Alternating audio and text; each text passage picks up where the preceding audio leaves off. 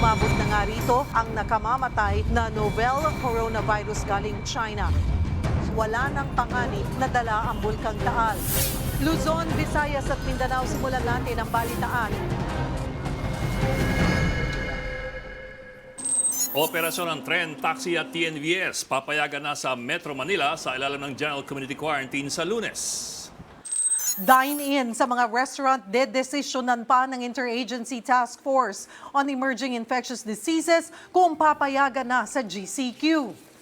Mga manggagawa sa entertainment industry nanawagan na ng tulong sa gobyerno. Halos 900,000 kasi sa kanila nawalan ng trabaho dahil sa community quarantine.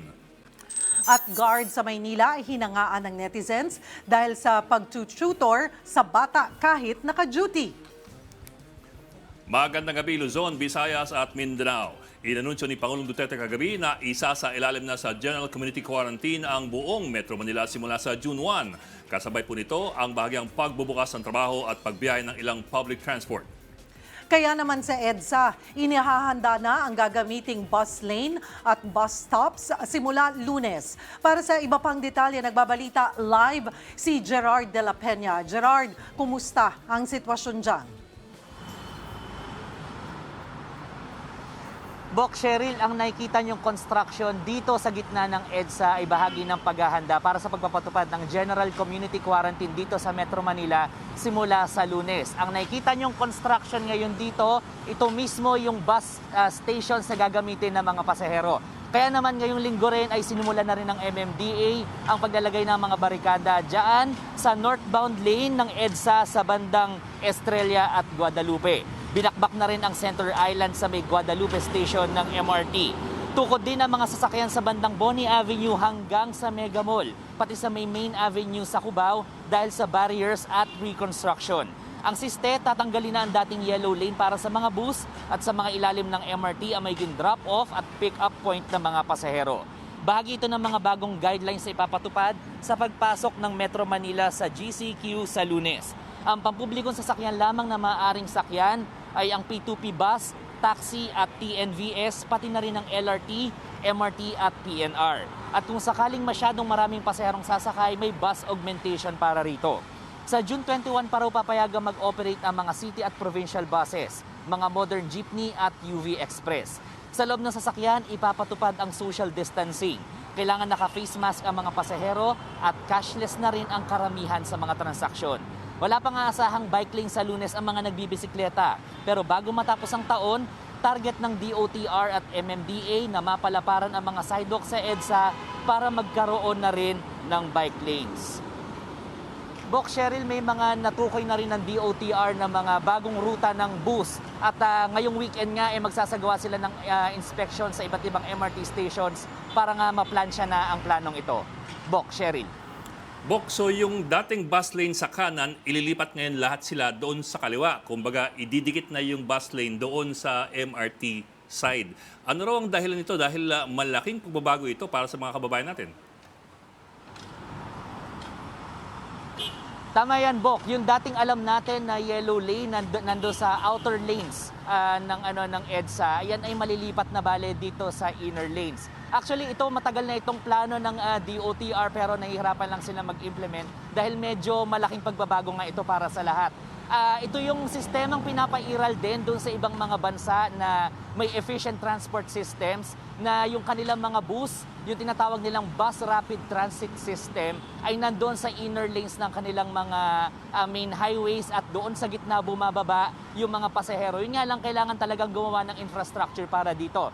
So ang mangyayari dito, Bok Cheryl, since dito sa may MRT, sa mga estasyon ng MRT ay merong mga hagdanan dito, yung mga estasyon ng MRT ay magsisilbing footbridge para sa mga pasahero. Pero magkakaroon din ng crosswalk, yung mga pedestrian crossings dito mismo sa EDSA, dito sa ground level ng EDSA para naman sa mga senior citizens at mga PWDs. Bok Cheryl.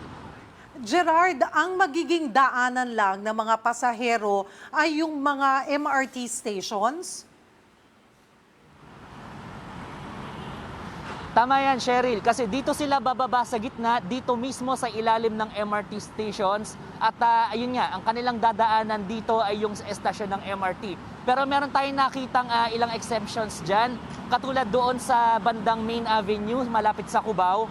Meron doong isang footbridge at doon ay magdadagdag sila ng hagdanan para yun ang lalakaran ng mga pasahero. Dahil iba yung structure ng MRT stations doon, kaya doon sila sa Main Avenue at hindi doon sa mismong Cubao Station.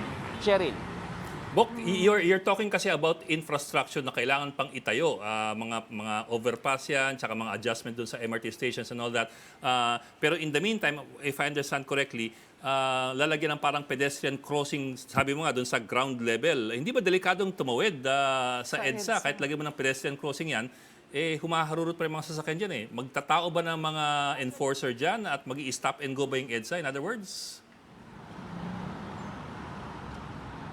Alam mo, Bok, oo nga, napaisip din tayo nung nakita natin yung mga presentations ng DOTR tungkol dito. Kasi katulad dito sa kinatatayuan ko, kung maglalagay sila ng pedestrian crossing, simula dito, papunta dito sa mall na malapit dito, ay siguradong magkokos ng traffic kapag may mga tatawid. Kung anong plano dyan ng DOTR, ayan ay kaklaruhin natin kapag sila ay nagbigay na ng kanilang mga clarifications at press conference. Bukas yan, Bok. At siguro higit sa lahat, yung gobyerno, I would think, would identify specific places lamang kung saan pwedeng tumuwid. Hindi kahit saan pwedeng tumuwid sa EDSA kasi delikado siyempre yan. That's right, Bok. Magde-designate lang sila ng ilang mga proper na tawiran dahil nga hindi pwedeng buong EDSA o kahit saan na lang sa EDSA itatawid dahil nga yun nga magkokos yan ng traffic at saka syempre mako-compromise din yung kaligtasan ng mga pasahero. Bok. Maraming salamat, Gerard de la Peña. Plano ng Department of Transportation na lagyan ng bike lanes ang EDSA at iba pang lugar sa Metro Manila. Sa Senado naman, may sinusulong na ring panukala para rito. Nagbabalita si Ryan Ang. Malaya na nakakadaan ng mga namimisikleta sa tinayong pop-up bike lane sa bahagi ng EDSA White Plains at Bonin Serrano Avenue. Pero ang ilang bicycle advocates, hiniling na magkaroon na sila ng permanenteng maladaanan para sa kanilang proteksyon.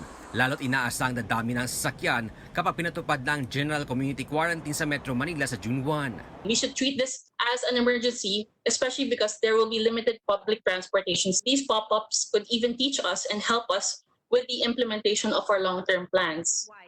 Tinalakay ito sa virtual hearing ng Senado para sa Safe Pathways Bill. Tinalakay ditong kahalagahan na mabigyan ng espasyo sa kalsada ang bisikleta at iba pang non-motorized transportation. Right now, the COVID has, like I said, organically provided that space for bikes and walkers and other non-motorized forms. So, dapat hindi na yan mag-give up. Yun lang naman yung point ko eh. Kaya talagang ako, seize the moment. Huwag nyo na please bitawan. Ang bisikleta rin daw ang inasahan ng ilang health workers nang ipatigil ang transportasyon. Kaya mungkahin ng isang doktor, maglagay ng 6-kilometer loop na dadaan sa 4 ospital sa Maynila. We need to provide a safe way, a safe haven that they can connect to. If we build other hospital loops like this, they can become the infrastructure for building bicycle lanes around the metropolis and other cities. Nais naman ni Senador Francis Tolentino na paimbestigahan ang pagtaas ng presyo ng mga bisikleta.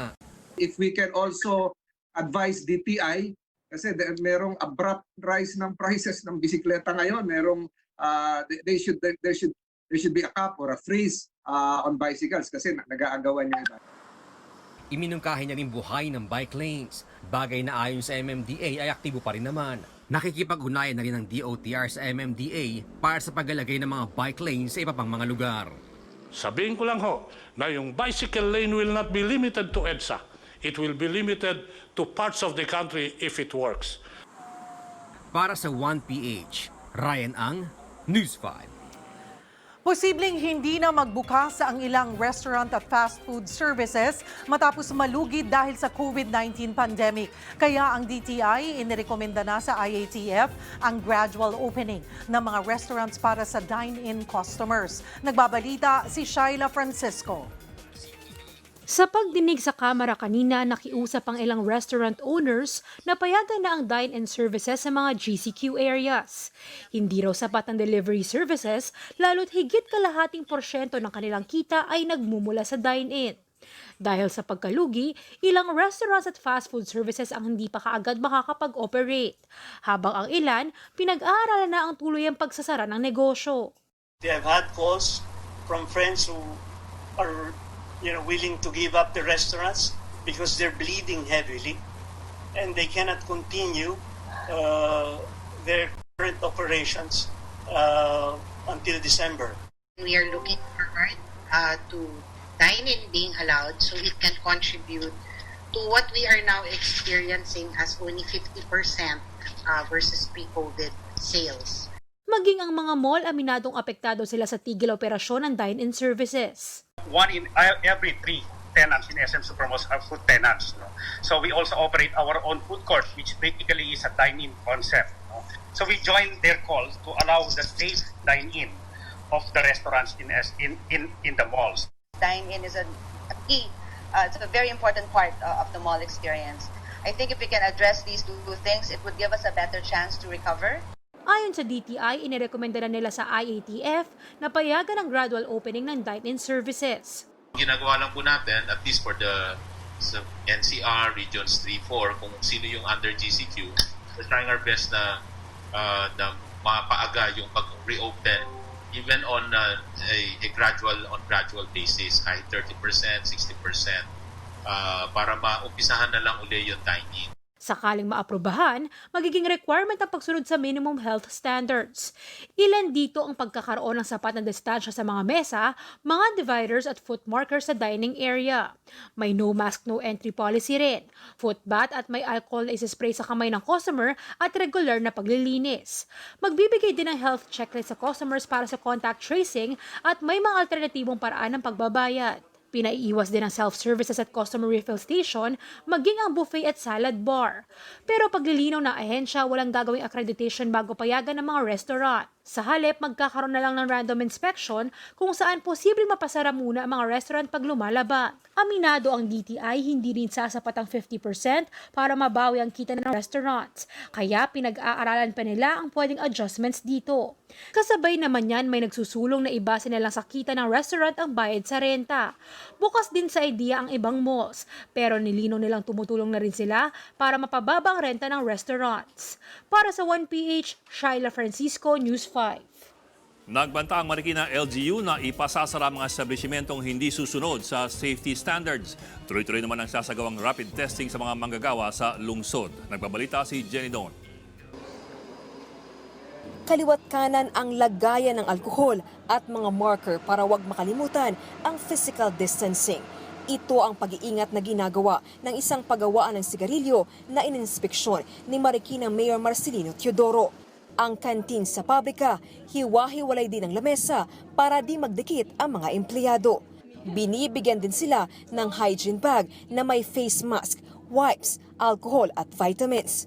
All we say na mag-sanitize kayo, mag-social distancing and frequent hygiene is all just an idea. So we give them something tangible that they can really use and even bring to their family so they can really apply all this that we say for them to practice. Kasunod ito ng utos ng LGU na sumunod ang mga negosyo, industriya at establishmento sa minimum health standards. Ilang araw na lang kasi, isa sa ilalim na sa General Community Quarantine ng Marikina at iba pang mga lungsod sa Metro Manila.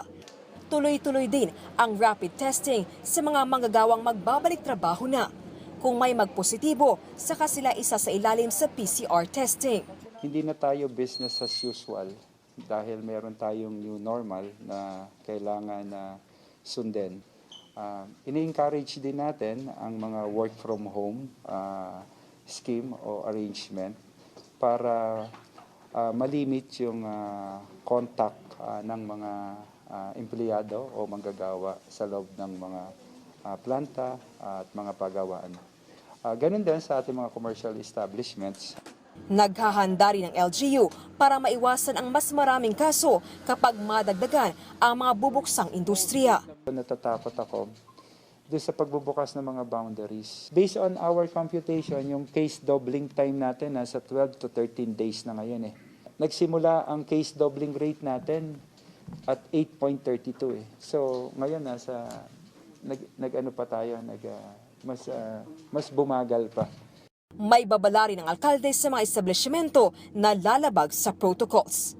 Kung talagang hindi na makikita nating hindi sumusunod dito, papipilitan tayo na isara yung establishment ng isang araw. Kung talagang recidivist o kaya paulit-ulit na yung paglabag, mapipilitan na tayo on a permanent basis ay isara yung establishment. Para sa One Page, Jenny Dongon, News 5.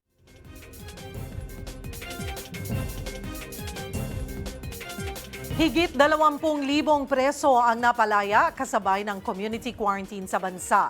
Ayon kay Court Administrator Maidas Marquez, pinalaya ang mga preso matapos makapagpiyansa o kaya'y natapos na nila ang minimum penalty sa nagawang krimen. Niluwagan na rin ang requirement sa parole application at pinabilis ang pagproseso ng mga kaso para mas marami pang mapalaya. Paraan daw ito para ma-decongest ang mga kulungan lalo't may banta ng COVID-19. Sa huling tala, higit 500 preso sa bansa ang positibo sa virus. Arestado sa entrapment operation ng NBI ang dating aktres na si Avi Siwa dahil sa hindi lisensyadong pagbebenta ng COVID-19 test kits. Nasabat sa kanya ang higit 100 piraso ng test kits na nasa 78,000 pesos yung halaga. Nagugat ang operasyon sa sumbong ng isang negosyante na niloko umano siya ni Avi Siwa. Nagbayad kasi siya ng higit 4 million pesos para sa order na 10,000 sako ng bigas pero wala raw dineliver si Siwa. Wala ring maipakitang lisensya ng Food and Drug Administration para sa COVID rapid test kits ang suspect. Nahaharap siya sa kasong estafa at paglabag sa Bayanihan Act. Hindi na kailangan ng quarantine pass sa mga lugar na nasa ilalim ng General Community Quarantine. Ayon po yan sa PNP. Sabi ni PNP Chief Archie Gamboa, tuloy pa rin naman ang checkpoints, curfew at travel restrictions. Sisilipin pa rin nila kung sumusunod sa physical distancing ang mga pasahero ng sasakyan. Pero ayon din kay Defense Secretary Delphine Lorenzana, kung nakikita ng tumutukod ang trapiko dahil sa checkpoint ay paaandarin na rin nila ang mga sasakyan. Yan po at iba pang balita susunod sa aming pagbabalik.